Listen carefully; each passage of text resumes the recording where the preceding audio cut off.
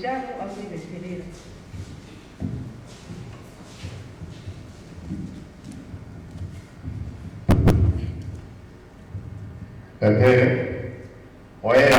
Waera ni Mungu kalamamba koswe nzimo waera ifanano jima la masubanu tabino yamazuru kwa mbezani kanyinga zibezi najo kumano kutega mbye swali wino sinaende bwino tarakula musenera kumusantu wena twe kale mwe wali kumbire amene program yibambika mbwe mukale nafe kuri mapunziro amene niwitira punzeze kujaga mushokano mene agati kanise kuzaji kubindiri mu watu kumamba bali anzata amene yabera wokuno mbweka afumiziseni kuri zose zikajire zitubulebere watina langu muyambe nafe kuiwa mabeto kwa nileme perolatu zina la Yesu Kristu musuwatu. Amen.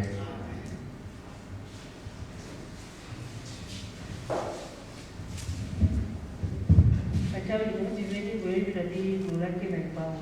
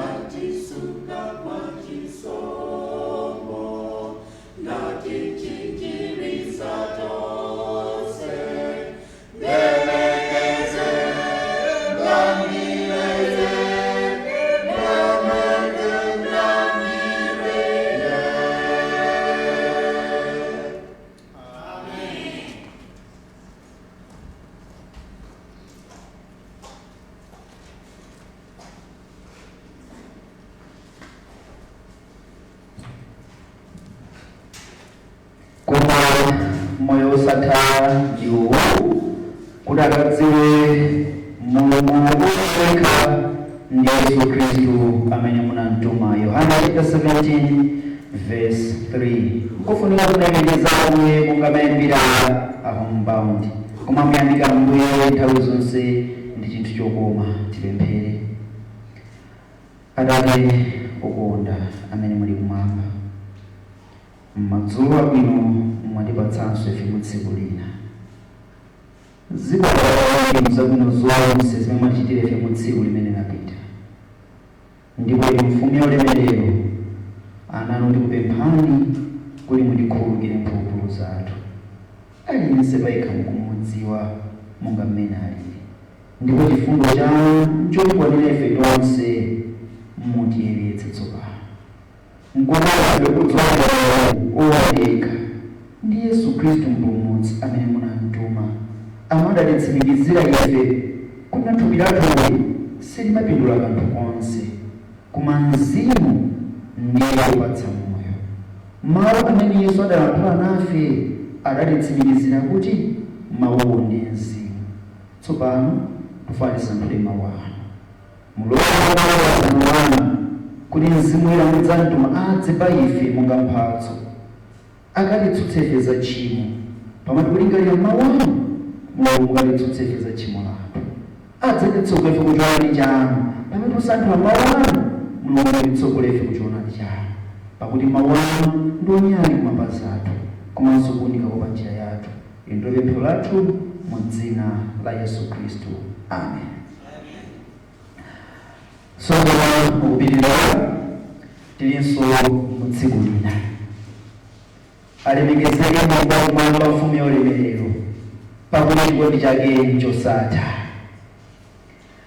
Wonani chikhulupiriro changa ndi umboni umene ukuchita nawo moyo yonse. Ndizoonadi makolo ako akanena mawu kuti masiku athera kuchitseko.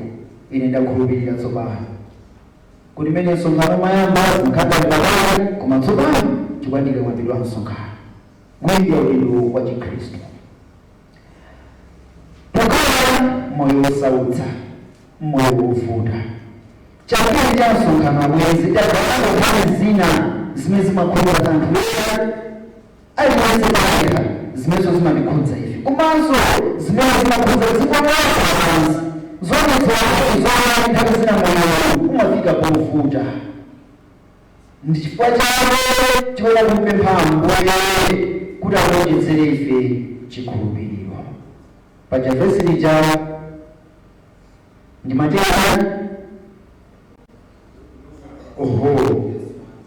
Luka chani alikuti bwanji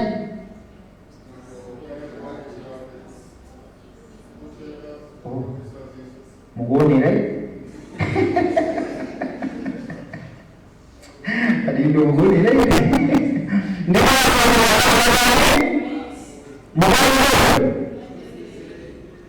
ilutambokanisa nthawi imene kunali Petro ndi Yohane, Yesu ali pa dziko lapansi. Nkulanzika liyozana ndingi naaa ndizoaa ndingati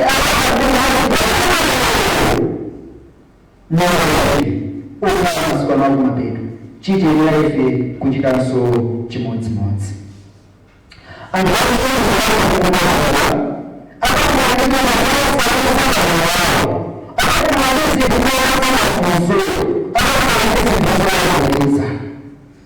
pamene kuchapita naye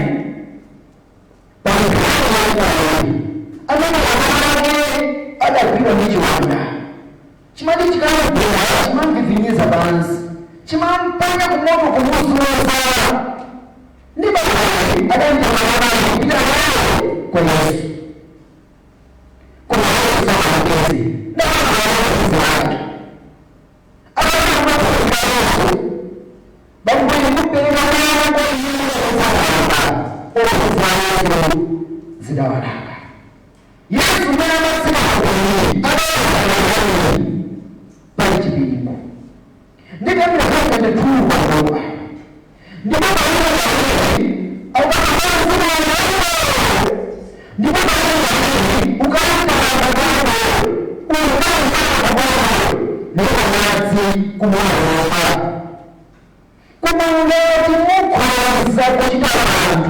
ndithandize adaaayo kwa Yesu ndikuchitira fundo ndikuikonaawa ndikuaaanayo ngati mukhoza zinthu zonse zitheka ndiye wakakhulupirira pomwepo Atate wa Mwana anafuwula nanena ndikhulupirira kwina kwake thandizani kusakhulupirira kwanga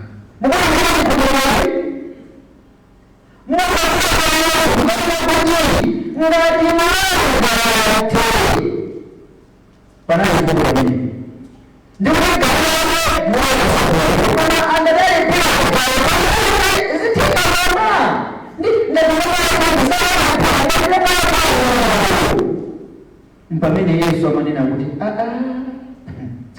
ngati ndingati ndakuzani zonse zitengeraazopano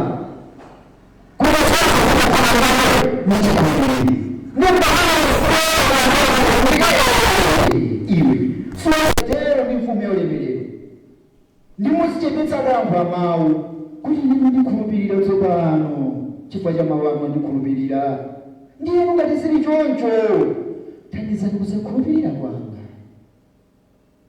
Zilipo nyengo zochuluka adindo zimene ifeyo timaonetsera kusakhulupirira lizikhaso pemphero lathu Ambuye zona ndakagula zinthu za Sabata zona ndakhala osapereka chumachi ku ntchito yanu thandizani kusakhulupirira kwanga chifukwa zimenezo zimaonetsa kusakhulupirira. Luka chapter 24 verse 25 pali mawu awa ndipo iye anati kwa iwo opusa inu ndi ozengereza mtima kusakhulupirira zonse adazilankhula aneneri. Tsiku lina Yesu akuyenda pansewu panjira kuyemawo adakumana ndi amuna Kilopa ndi nzake akukambirana mbiri ya mazunzo a Yesu adacheza nayo mokwanira adaonetsera kuti samakhulupirira muzimene zidalembedwa ndi aneneri. Mpamene Yesu adawuza kuti opusa inu opusa bwanji sakukhulupirira zonse zimene aneneri adalemba zokhudza iye Yesu. Thandizani kusakhulupirira kwanga. Mulungu atithandize masiku ovuta amene tikukhala. Nthawi zambiri anthu timasankha kuyiwala mawu a Mulungu kuchita kusankha madaladala kwa iwala mawu a Mulungu. Chifukwa cha zimene timakambirana dzulo zija kuti sitimalingalira zinthu zakumwamba ndi tikamaterono timayiwala zimene malemba adanena zokhudza moyo wathu adanena zokhudza ulendo wathu popita ku Yerusalemu watsopano. Kena kuti makhala anthu osakhulupirira. Kusakhulupirira kumabala kusachita zinthu zoyenera.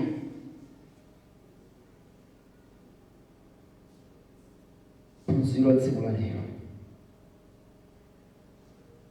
mudzitani mudzikumbukira.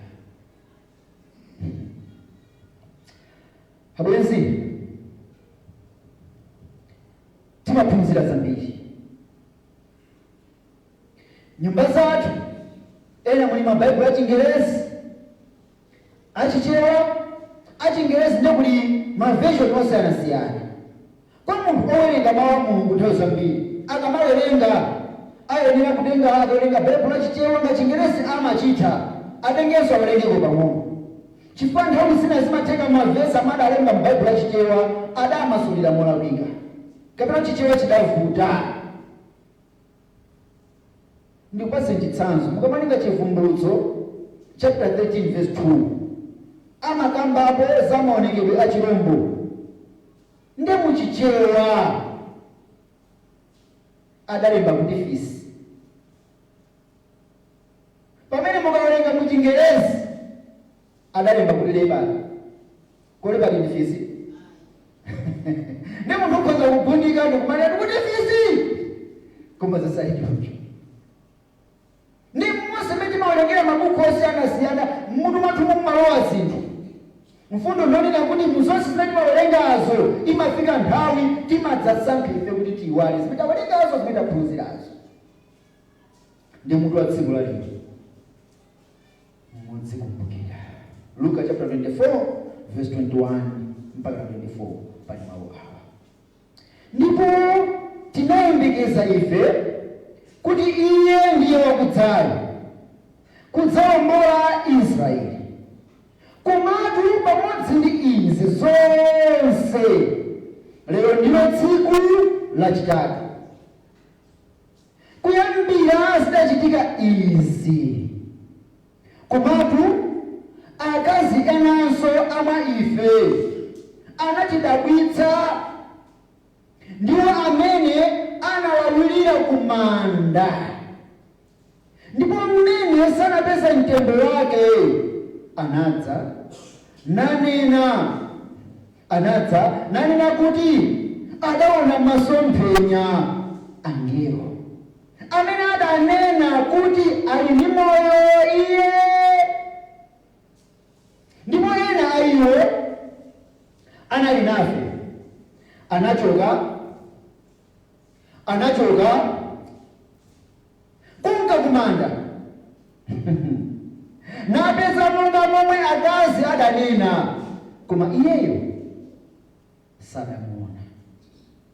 Mudzikumbukira abwenzi, pa njira Emau Yesu adakumana ndi Kleopa ndi mnzake, anyamata okonda chipembedzo, amuna okonda chipembedzo, amene amati Yesu alera apa nawonso amawera pomwepo, akamati Yesu adyetsa makamu nawonso amakhala pomwepo, akamati Yesu adaba nyanja Kleopa ndi mnzake amakhala mbali mbali, akamati Yesu wawomboka tsidya lina kupita tsidya lina, iwonso wapita nawo ngalawa zinazi.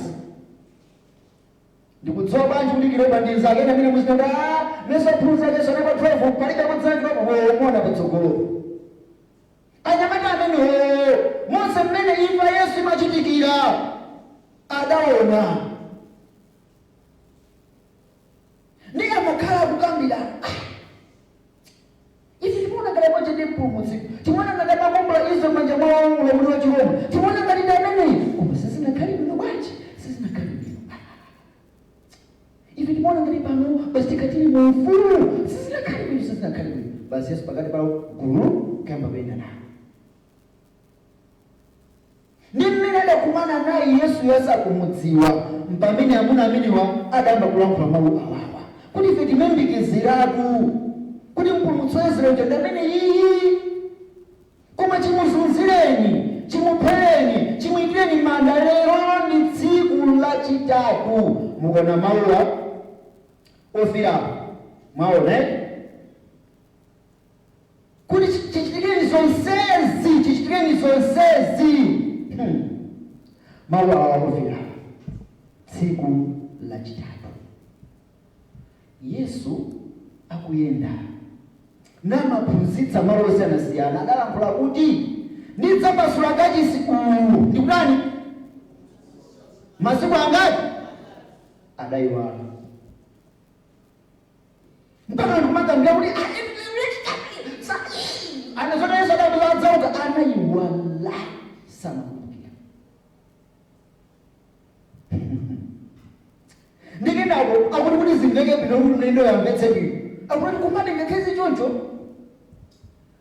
akazi ena amene amakhala kumudzi ndi ifeyo mabwana webacha, ndikuti mmene ophunzira Yesu adathawa ndikabisala mchipinda Kleopa ndi mnzake adayima kumene kuja. Mose mmene amakamuyika Yesu kumanda Kleopa adali patipo ndi mnzake. Mose amayi wa Mariya ndi azinzake amene amakhala limodzi ndi anthu adalipo, ndi mmene Kleopa kuti akazi ena amene amakhala limodzi ndi ife, amene ali limodzi ndi ife anatidabwitsa. Iwo adawulira mamawa kumanda. Mukumbukire paja Luka chapter 23 kambira verse 50 mpaka 54.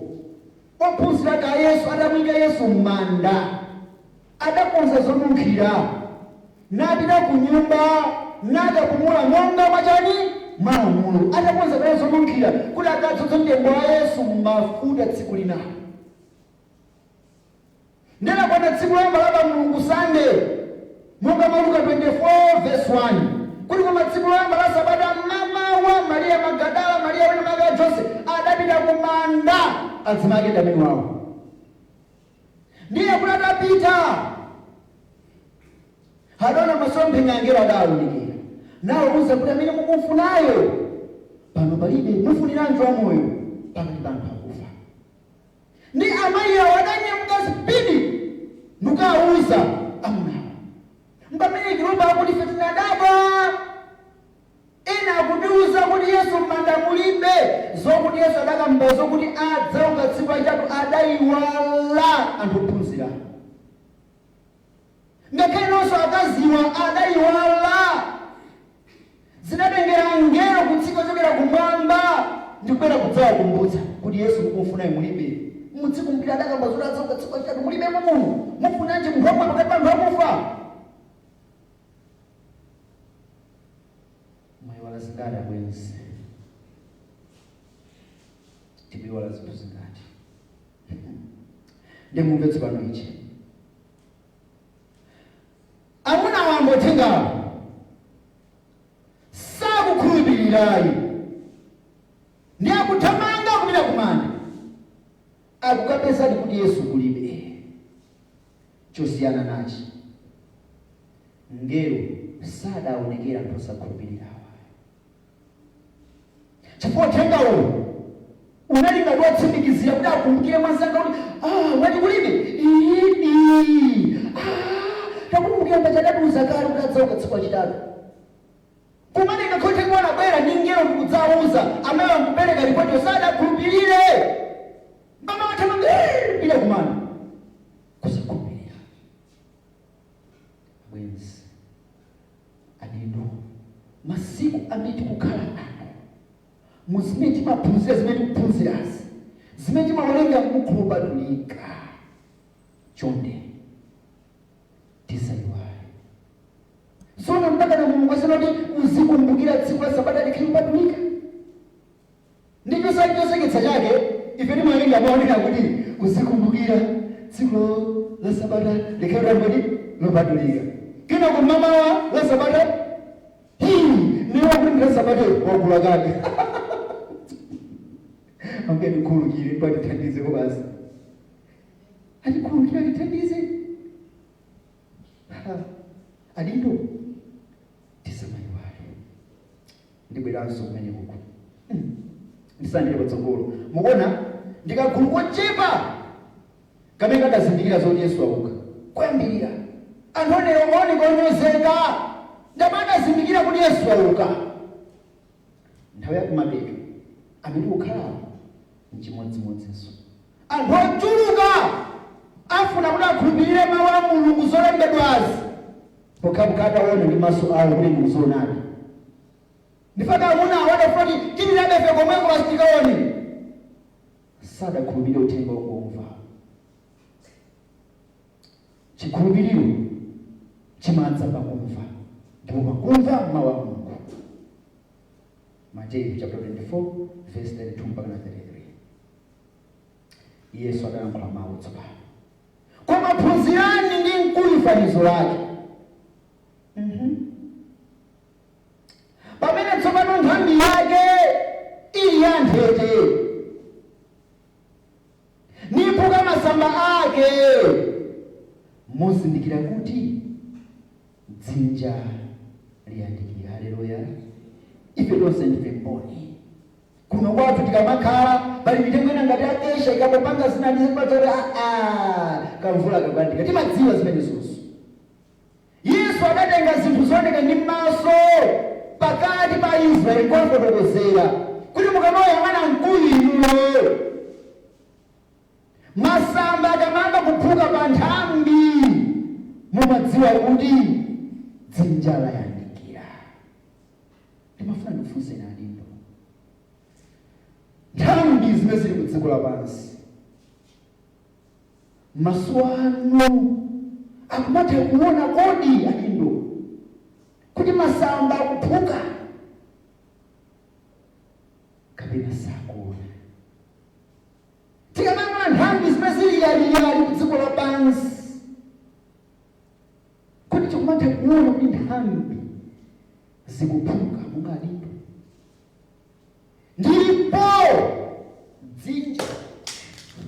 Ndipo dzinja layandika. Ndolephera koma. Ndipo dzinja layandika. Adindo zikufunika kukhala ozindikira pamene dziko likugwedezeka. Zikufunika kukhala ndi ozindikira pamene dziko likugwedezeka monga adindo. Kwa nthawi yayitali anthu takatuma kuganiza ngati kuti tikakumana ngati ulendo wa Chikhristu mwina kapena tizingokambirana mwakuya kwambiri chachikulu.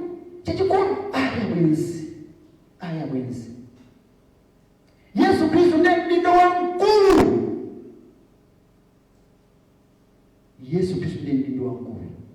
Adakhulupirika mu zonse nakhala wozichepetsa pamaso pa Mulungu wakumwamba kufikira Mulungu adamukweza nampasa dzina loposa mayina onse. Ndi amene adanena kuti phunzirani ndi mkulu amene adanena choncho. Ndindo mkulu wokhulupirika. Tizigwire mfundo zimenezi: kuphunzira, nthambi ya nthete, masamba, kuyandikira kwa dzinja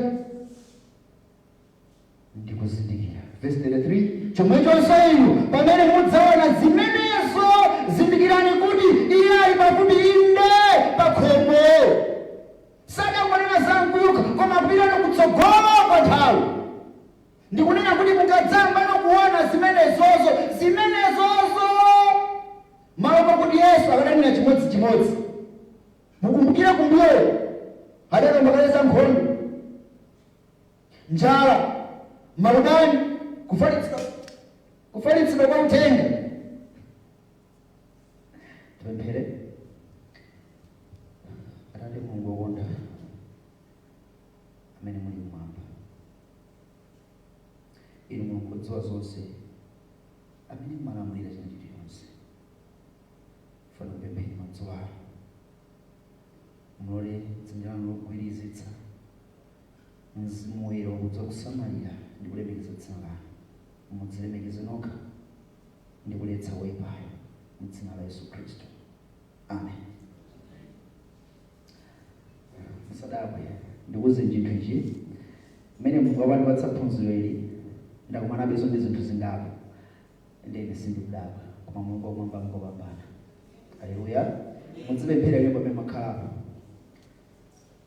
Yesu adanena kuti adafotokoza mbiri ya nkhondo, njala ndi zina zosiyanasiyana adazifotokoza.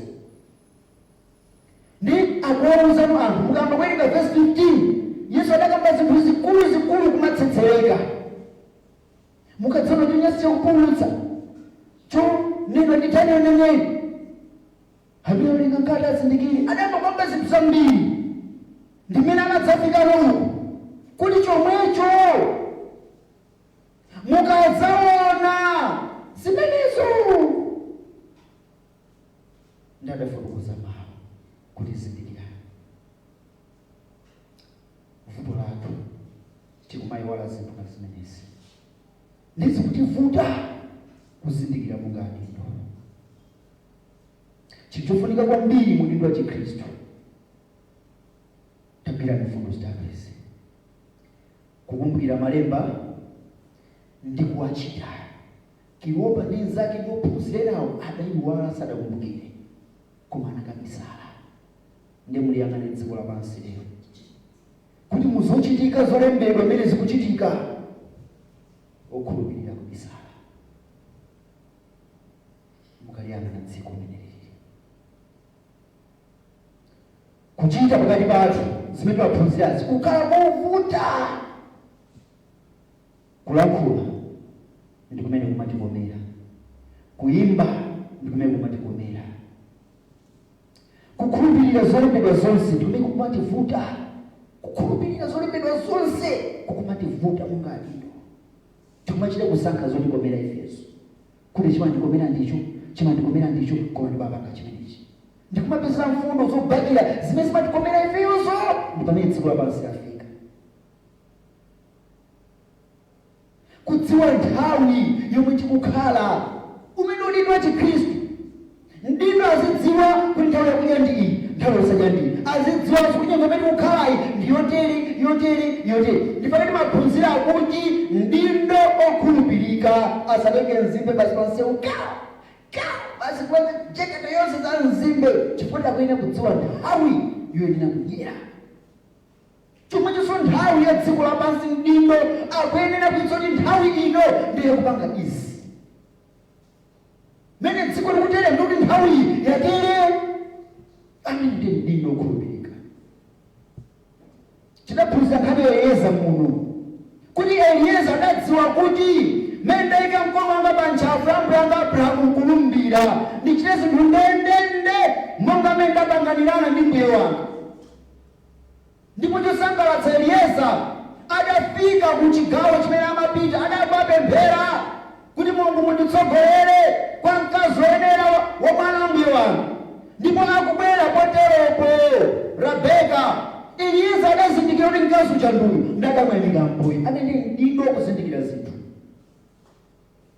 Ambuye alitangate 1 Peter chapter 12 verse 32.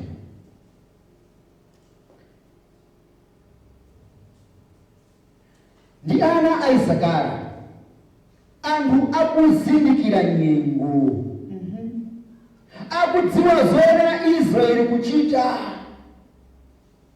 Akulu awo ndiwo 200 ndi abale awo onse anapenyerera pakamwa pawo. Haleluya. Akuti mwa mafuko a Israeli mafuko 12 mene analili muja Isakara mwana wobadwa kwa mkazi wosakondedwa kwenikweni ndi Yakobo. Isakara ni mwana amene abadwa kwa Leya, mkazi amene Yakobo samamkonda kwenikweni. Kumbukirani Yakobo adapita kwa Labani, masoka adadyerera patani pati pawake adadyerera iye usiku adagwira ntchito zaka 7 pakuka mana adakuhi unandibotsawa akanakhala ilo watatawa nditu kuti zindezitesoizi kumama adawazika kuti kwathu sititere kwati wamunu wangu asada kwati ndadapirira Yakobo samamukonda Leya koma adakonda kalagera kuti kamasoberuka malemba amatero kadamzeo amatero ndadagwiranso ntchito zaka zina 7 ameneyo ndamada mukonda kwambiri. Nde uyu Isakara ni mwana amene abadwa kwa Leya mkazi wosakondedwayo. Mukhoza kukhala mina kwanu anthu samakukondani, zikhoteka pa mtundu wa kwanu anthu samakukondani, zikhoteka pa mpingo pamene anthu samakukondani, zikhoteka pa kampani anthu samakukondani. Koma mudziwe ichi, ana a Isakara adala nthawi nzeru oyidziwa nthawi imene akukhala ndi odziwa choyenera kuchita monga adindo. Ndi akufotokoza kuti abale awo onse amayang'ana pakamwa pawo kuti ana a Isakara alankhula kuti chani, kuti mmene zikuteremu ana a Isakara alankhula kuti chani, amachera makutu. Ine ndikamwerenga nkhaniyi ndimakapena kumaganiza kunena kuti ndikuti akakhala pagulu akucheza kamina alikuita nkhosa paja anthu one ntchito zawo zidali zimenezisi. Kamina alikuita nkhosa ndapezeke mwina ndi mwana wa mmodzi mwa mtundu wa Isakara ali pagulu azinzake nkutenga zinzake amampatsa ulemu kwambiri, ndipo sindimachotsera kukhala zili ngati mmene dziko lapansi lili kumbuyo kuti pakakhala na mtindi wa anthu Mwadventi kupezeka wabele kumadventi kupezeka wabele popo anthu amayang'ana. Ambuye atithandize kupeza masiku ano sizili chonchonso. Ndi awa kugwirizana ndi zimene Yesu akunena kuti phunzirani ndi mkuyu. Pamene nthambi yake ili yanthete masamba napuka, mukuyenda kuzindikira ade awa amazindikira nyengoyo ndipo amakumbukira zonse zimene iwo adawerenga kapena adamva mwa makolo awo. Abwenzi, ine ndikulaka kuti ifeyo tikhale mugulu limeneli. Mtundu wa kwanu anthu adziyang'ana inuyo kuti alakula chani chimwene, kuti chimwali alakula meza kuna chimwali alakula kuti chani, achimwene alakula kuti chani. Pakakhala vuto maziyang'ana kwa inu. Pakampani kakhala ndi mavuto adziyang'ana kwa inu. Ndimakumbukira msanga wina amadandaula za kampani yawo kuti yukangalipira kukuta ndamuzoto sadandaule iwe mesoli wangu imene yosita ilipo imene ifa cha iweyo kuti uzigwira ntchito ya Mulungu. Chinali chaka chatha mpaka na kampani yanadalipo. Haleluya. Ndipo ikadaenda chifukwa Mulungu akusunga iye kuti azigwira ntchito ya Mulungu. Ndi ife tikuyenda khala choncho kuma kwa biwi paliponse pamene ife timapezeka tipane chisankho monga adindo. Anthu aziyang'ana atapita ndi kwa uchi akakuze malemba kulinji pa zimene zizi akuti dziko lagwedezeka chonchi COVID tapitani timve mpaka mapawa amene ani akuti chani zimene Yehova Mulungu akumwamba akufuna. Akuti chuma chikutsetsereka chikugwa takakuza nemene wazikuti bwanji koma zokhazo ife tingazindikire ngati upanga chisankho chakukhala olingalira monga maphunziro la dzulo. Awa adali adindo eni ana Isakara, adali adindo eni adindo. Nthambi zili za nthete kudziko lapansi. Sindikudziwa ngati niyo nthambi zomukuziona kuti munthambi mumasamba akuphuka ndikumayizindikira nyengo monga ana Isakara. Sindikudziwa koma Mbuye atithandize kuti khale chomwechi. Ndisanasewere kavideo kuchepa aka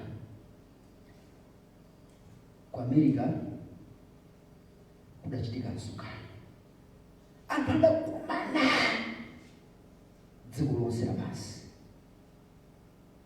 nakambirana za mtendere.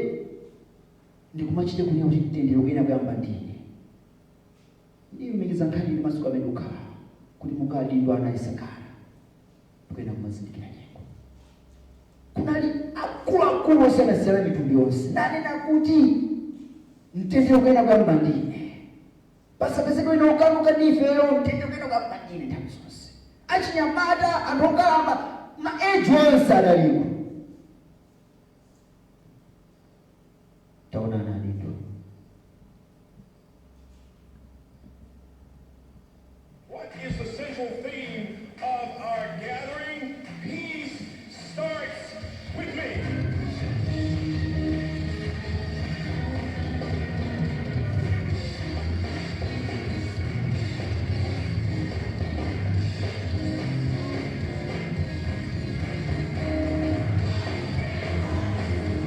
I love you unconditionally.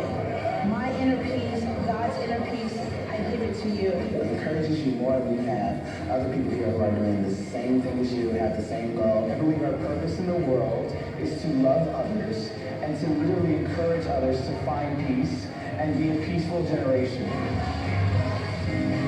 All of us are created in the image of God. And He tells me that I cannot say that I love God if I don't love my brother who I see every day.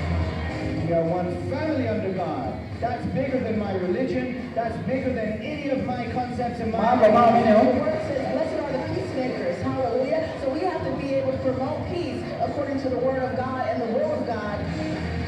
We truly need to come together. We really need peace, not only in our homes, not only in our churches, but also in the community, in the city, in the state, in the nation, and in the world.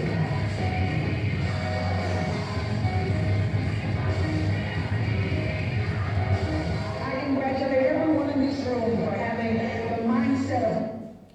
ndule ayamungayifune mundu uzandikupatseni.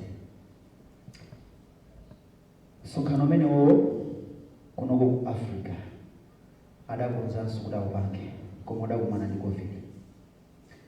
Mutu wake wa msonkhano usewu akunena kuti one God, one day, one Africa. One God, one day, one Africa. Ziko za mbili mkafuna ndo kutsana. Iniyo mkakhala pansi ndi kulingalira. Muka mtundu wana aisakara.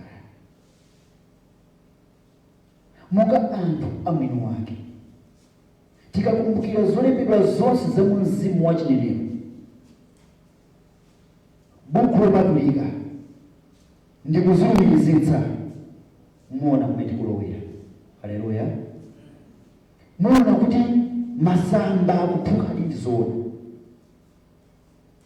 Ndipo dzinja layandika. Kudala tosiyana-siyana kumene kuko. Zinthu izi zikutheka ena mudaziona nkuzidziwa. Koma kudzocha chimene Satana achita wabweretsa dala COVID kuti anthu maganizo athu ayiwale zimene zikuchitika mulendo umene kuyenda ndipo anthu atayirire. Kuti anthu asamakumbukire zolembedwa. Mkulu mukumuonapo dzina lake ndi Tony Palmer.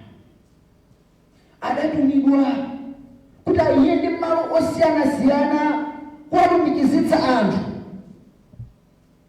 kuwawuza kuti Protestant is over. Ndipo adayigwiradi ntchitoyo. Tsoka ilo wamwalira mkulu ichi chakata. Usali tsoka ilo nthawi idakwanira. Sinsera soyose famukumva pamwano zimene mkulu yadalankhula.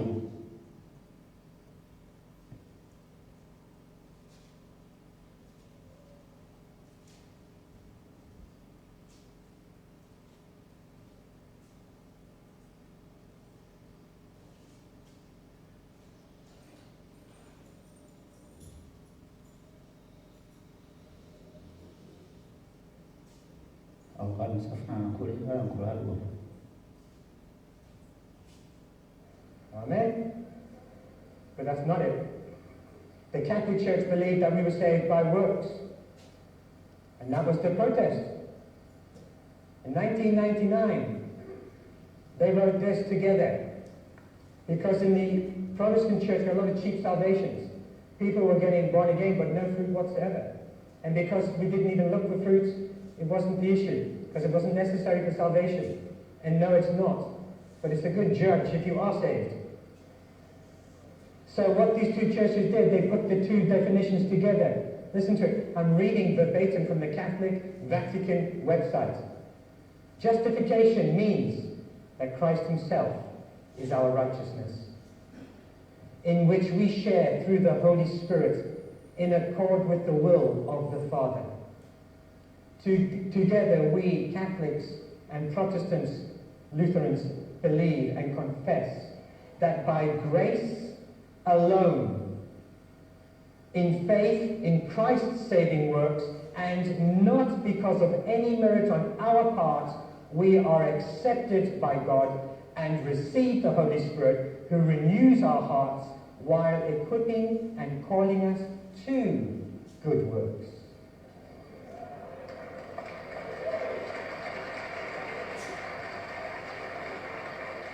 This brought an end to the protest of Luther.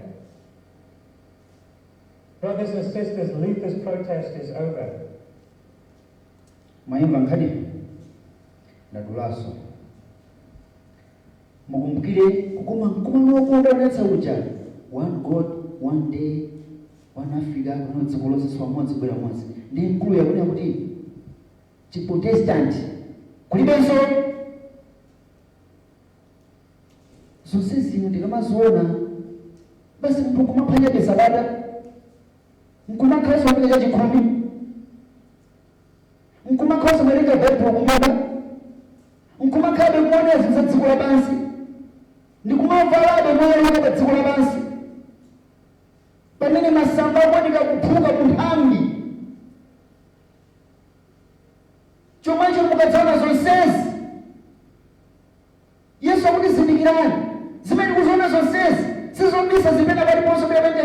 ndazipeza kwanza mbiza ndazisiya mkulu amene kumandali ndikupinga ukulungu wa babili kwa Kelly Scotland ina ndaisiya Kelly Scotland akabera kuvomereza kuti ndi zoonadi ife tili modzi abwenzi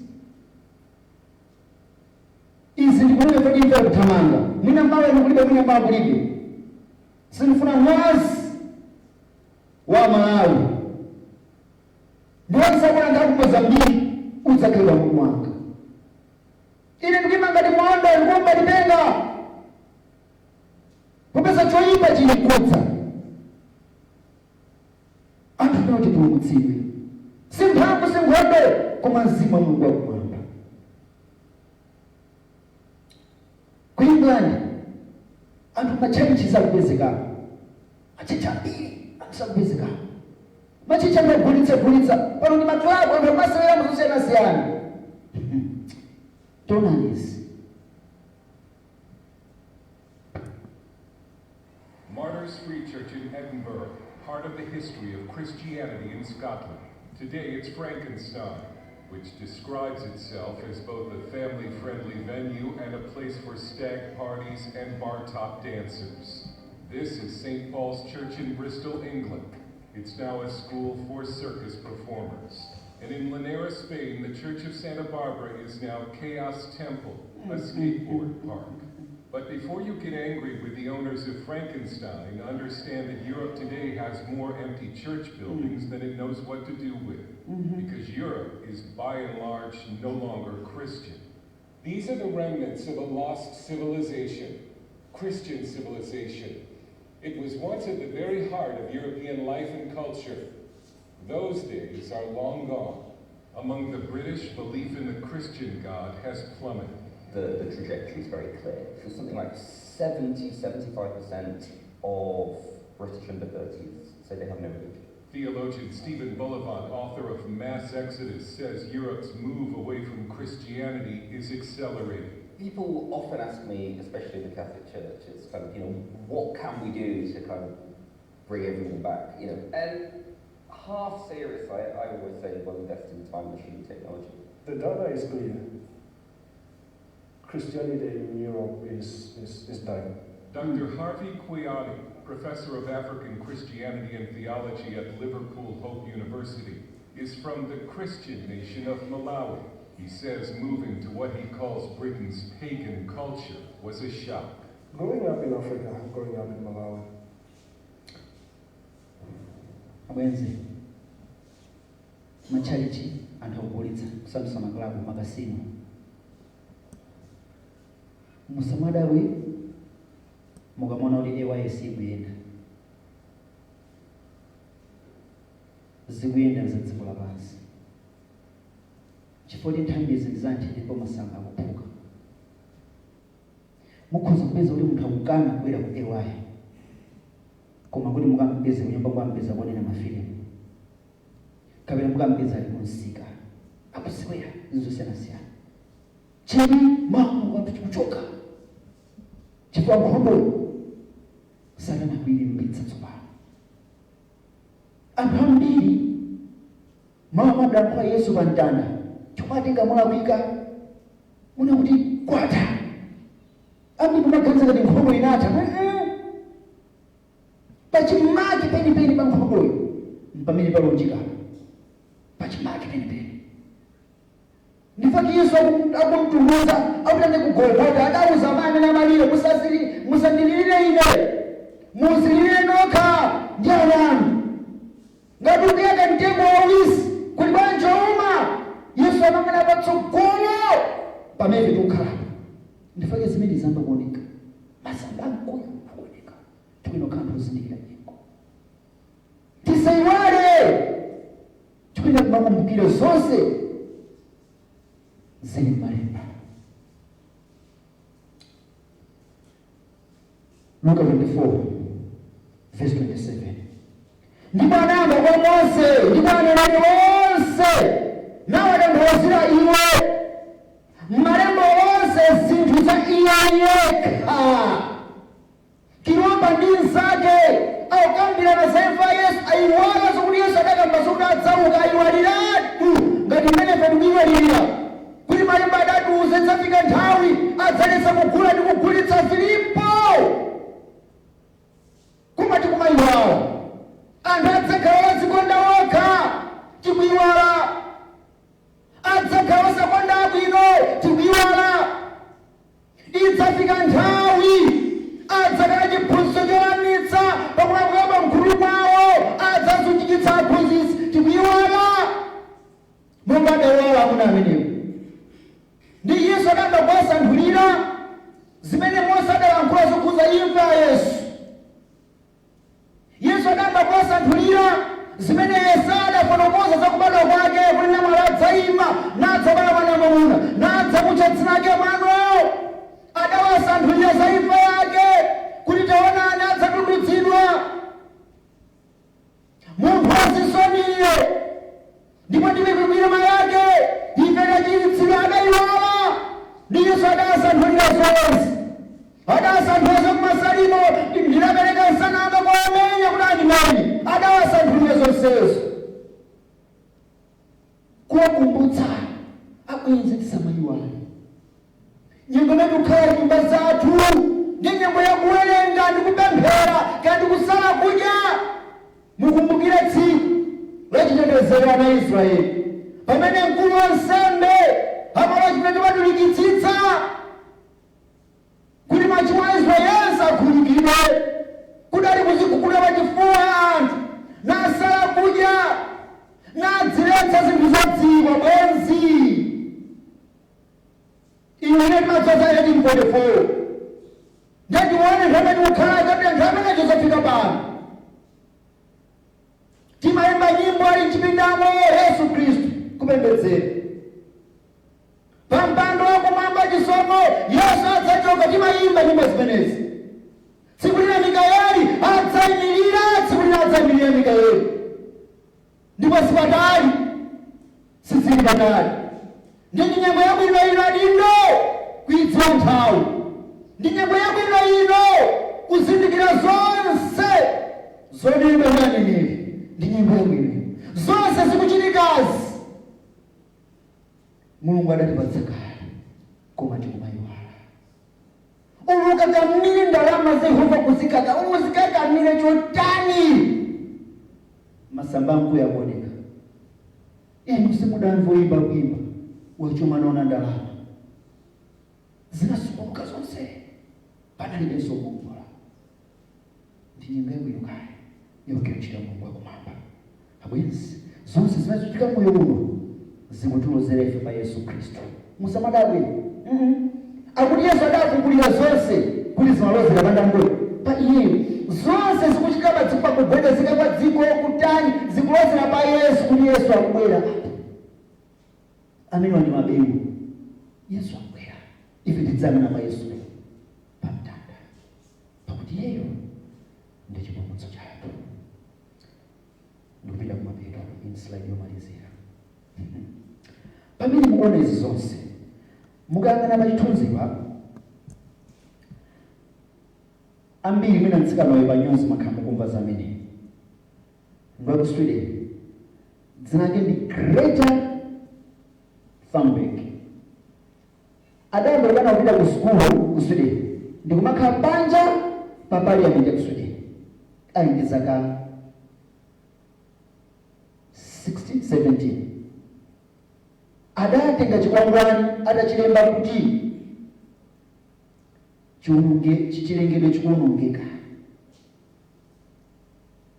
ndi adalemba nkhani ya mastrike mpaka adachoka ku Sweden kupita ku America adakakumana ndi senate ya ku America adakumana ndi United Nations adakumana na president akulu mwana uyu adaenda pa nyanja kutoka kwa Sweden mpaka ku America. Mukaza wabanga zimenezi hayi sizingateke ndi iye abanga strike yokuza kuli chilengedwe chonongeka chibwezeretsedwe.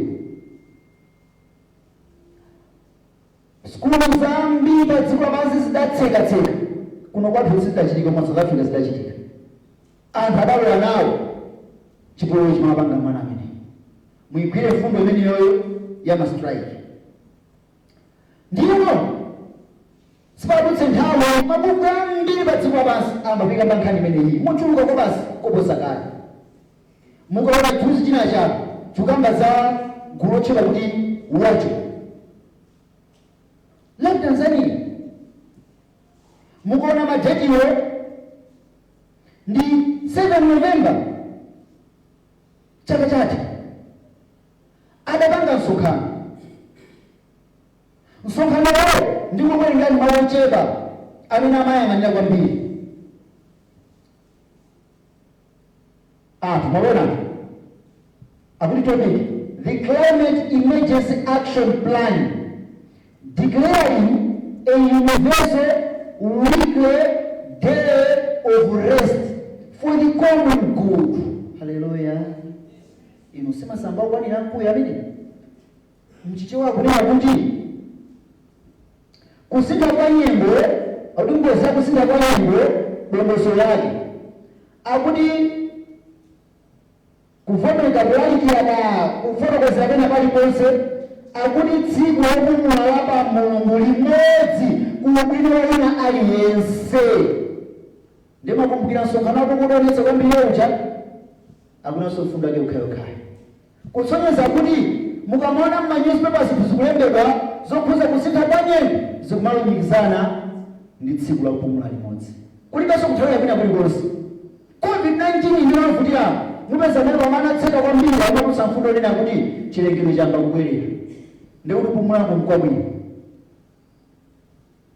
masamba ambuya kuoneka ndi nthawi yokonza moyo wabwenzi sindiyokhala dindo osakhulupirika moyo zilipoonekera zosabisika chikuina makambirana zimene zimonga adindo kumakambirana sindikutenyotsala munthu koma kuti tione kuti zinthu zizi panthu chinafe monga anayisakana amadziwa nyengo ndipo abale awo amang'ana pakamwa pawo kuti awani nanje atidziwanji chikuina kukhala choncho tena tizakuona Yehova Mulungu wathu ndi kudziwa nthawi imene tikukhala. Ndikumaliza ndi anareka Yeremia 35 kamba kuwerenga verse 2 ndikumaliza amene baba. Mulungu adatuma Yeremia kuti akuyenda kupita ku nyumba ya Rekabu akacheze ndi ana a Rekabu ndakazemba itsire chinthu ndikuwerenga verse 2. Pita ku nyumba ya Rekabu nunene nawo mulowetse iwo mnyumba ya Yehova mchipinda china muwapatse iwo vinyo amwe. Mwigwire mfundo imeneyi. Mulungu akutuma Yeremia kuti apite ku nyumba ya ana a Rekabu akatenga akawese nyumba yake Yehovayo ndi akapatse vinyo kuti mwina zikamveka zawo Mulungu ana a Rekabu osakana mwina akadatengera kulusika adati ndikusika mwina akadatengera kukwata adati ndikukwata koma adatengera nyumba ya Yehova. Mukumbukirenso nkhani mwana kumana ndi Nehemiya ndi Tobiya verse 3. Ndipo ndinatenga Yesaniya mwana wa Yeremiya mwana wa Habazinya ndi abale ake ndi ana amuna ake ndi nyumba yonse ya Rekabu ndi nyumba yonse kwa ndipo ndinawalowetsa mnyumba ya Yehova mchipinda cha ana a Hanani mwana wa Igadalia munthu wa Mulungu zokudza ndi kupembedza chokhala pambali pa chipinda cha akulu ndicho chosanjika pa chipinda cha Maseya mwana wa Salumu ndindo wa pakhomo. Verse 5. Ndipo ndinayika pamaso pa ana amuna a nyumba ya Rekabu mbale zodzala ndi vinyo ndi zikho ndipo ndinati kwa iwo imwani vinyo. Yeremiya watenga ana a Rekabu kuwalowetsa mtchalichi kuwalowetsa malo opembedza zimveke mwachipembedzo akutenga mbale nawayikira patsogolo pawo vinyo ndikoza kuti imwani. Verse 6. Koma anati ana a Rekabu tsopano sitidzamwa vinyo pakuti Yonadabu mwana wa Rekabu kholo lathu anatiuza ife kuti musadzamwe vinyo kapena inu kapena ana anu kumuyaya. Haleluya. Verse 8. Ndipo ife tamva mawu a Yonadabu mwana wa Rekabu kholo lathu, mzonse zomwe anatiuza ife zakuti tisamwe vinyo masiku anu onse, ife, akazi athu, ana athu, amuna ndi akazi. Haleluya. Abwenzi, mukaliyama na dzikoli bwino mene masamba amkuyu akuoneka pamene Yesu akumuuza Roma nazo ndikulopusa inu osakhulupirira zonse zimene anenera adanena. Yesu nawasanthulira kuyambira kwa Mose ndikudzapeza ana Isakara odziwa nyengo okhulupirikawo, mukapeza na Rekabu okhulupirika osayiwala zimene kholo lawo lidawawuza. Muzikumbukira bwenzi, muzikumbukira zimene kholo lathu olenga kumwamba ndi dziko lapansi adatiuza mukhobadwika ili. Tizikumbukira ana Rekabu sadawona kuti uyu ndi Yeremiya kapati nyumba ya Yehova wadikira vinyo akukwama polamphula Solomoni adati musamwe vinyo ali kunyezimira mchikho chake. Adasindikira ana Rekabu ayi asatinamize munthu. Kumbukirani Yesu adauza ophunzira pa Mateyu 24, ndipo Yesu adatha ku Pilato nabeka pape, ndipo ophunzira adadza kwa iye kudzamuonetsa chimangidwe chakachisi. Nanena, mundiuze ife zija zidzaoneka liti ndi chizindikiro chakudza kwanu n'chiyani? Ndipo Yesu anati, simudzaona mwala umodzi pa unzake, koma yang'anirani kuti wina Satana kodi asakusocheretseni inu. Ana Rekabu anayang'anira kuti ngakhale Yeremiya asawasocheretse. Zochitika za dziko tikazimvetsa zikumamveka mwachipembedzo common good, ubwino wina aliyense. Ukakanukapo iweyo, ukakanukapo ukubweretsa mavuto ndiweyo kumene dziko likupita. Ndipakayamba kuti peace starts with me, iweyo ukakanuka pamene popo ani kubweretsa mavuto ndiweyo. Adindo kufunika kumazidzo zonse kumakambirana. Chifukwa kwathu kuli mavuto, kufunika mtima kuupereka m'manja mwa Yehova. Ziwalo zathu zonse Yesu azilamulire. Kachisi pa mtima wanga kupereka m'manja mwa Mulungu wakumwamba. Kuli msimukapange chisankho kukhala monga ana Rekabu. Kuli msimukapange chisankho chokhala utozindikira nopenya osangati pa ndi nzake. Inu Yesu adaenda naye ndikumamuuza ndisoka dziko chake koma mpaka na kuyiwala. Mwana wa Getsima adakumbutsa koma mpaka na kuyiwala. Tisalole kuti Satana atiwalitse zimene Mulungu wakumwamba akuuza. Zochitika zambiri za dziko cholinga chake kufuna kuti iwalitse ife mawu a Mulungu, ndi cholinga chake basi. Koma Yesu atitangati alowe mu mtima mwathu, alamulire moyo wathu. Popeza nyengoyo ndi yovuta, koma chosangalatsa kuti zochitika zonsezi zikulosera pa Yesu, pakuti adafukulira kuyambira kwa Mose ndi aneneri za iye mwini. Mukale mtima mwanga Yesu mfumuno, mundiyankhire ine mafunso angawo. Mukale mtima mwanga itsogolereni kuti ndionetsere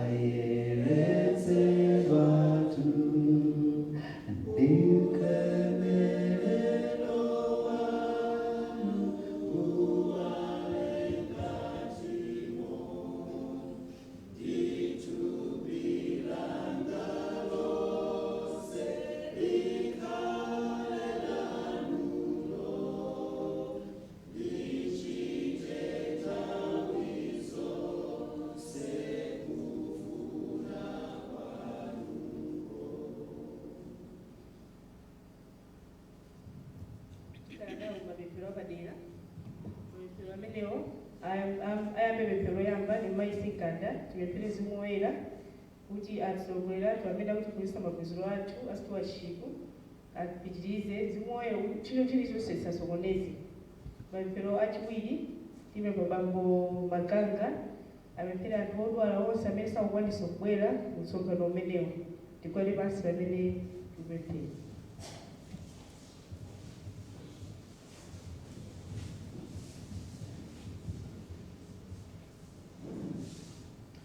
Tate ndi Mpulumutsi wathu Yesu amene makhala kumwamba, tikuyamika ndikuthokoza chifukwa cha nyengo yabwino imene mwatipatsa mu tsiku la lero.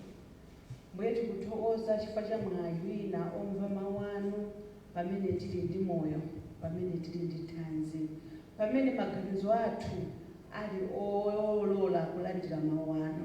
Dzina lanu lilemekezeke.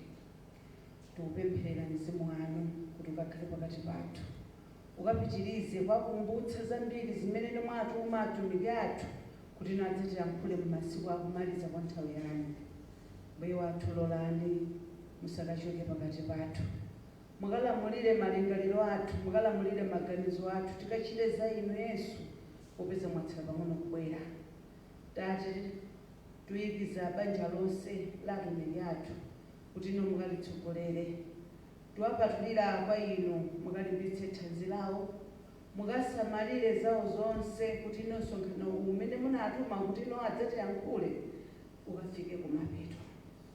Ifeyo amene tili mono tingakhale ndi zolepheretsa kubwera kudzamva mawu anu. Mbuye wathu chotsani chokhumudwitsa chonse chimene chingatipangitse kuti ife mawu anu asamveke momveketsetsa kwa ife mnyengo ino. Mukupitiriza kutiyankhulabe Mbuye mwapaderadera, kapitizeni masiku atsalawa ndi ambiri ndi dziko lapansi.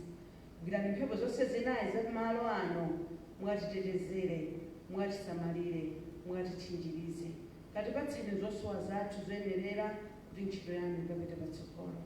Khala nafeni ndi kumvetserabe pamene mapembedzero akupitirira motero. Yehova Mulungu wokonda kukhala kumwamba, tikuthokozani ife ana anu chifukwa cha moyo umene tili nawo, komanso chifukwa Yehova mwalola ana ndi akulu omwe kusonkhananso tsiku la lero kupesera maphunziro amene tikupatsidwa. Tikudziwa Yehova kuti sikutengera kwathu kuti ndi moyo wamphamvu thanzi chotere hayi, koma tili ndi chikondi chanu chimene Yehova mukuonetsera kwa ife, komanso tikudziwa Yehova